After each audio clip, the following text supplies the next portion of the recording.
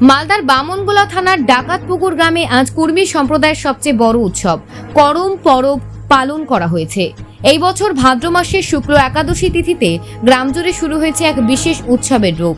করম পরবের এই অনুষ্ঠানে গ্রামের অবিবাহিত কুমারী মেয়েরা 7 দিন আগেই ভোরবেলায় শালের দাঁতন কাঠি ভেঙে নদী বা পুকুরে স্নান করেন।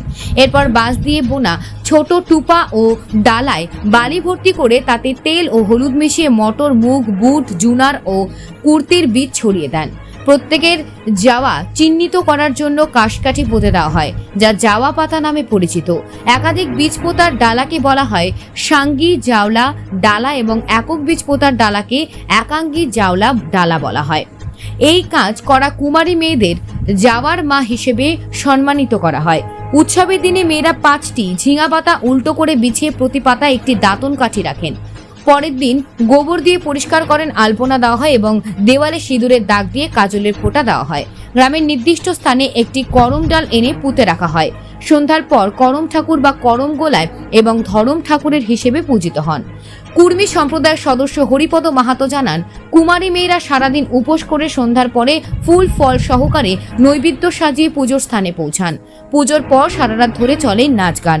পরের দিন সকালে মেয়েরা জাবা থেকে অঙ্কুরের বীজগুলিকে উপড়ে নিজেদের মধ্যে ভাগাভাগি করে বাড়িতে বিভিন্ন স্থানে ছড়িয়ে দেন। শেষে করম ডালাটিকে জলে ভাসিয়ে দেওয়া হয়।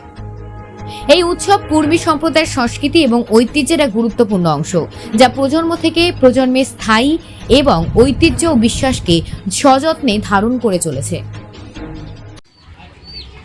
কুর্মী আদিবাসী সম্প্রদায়ের সবথেকে বড় উৎসব হলো করম উৎসব।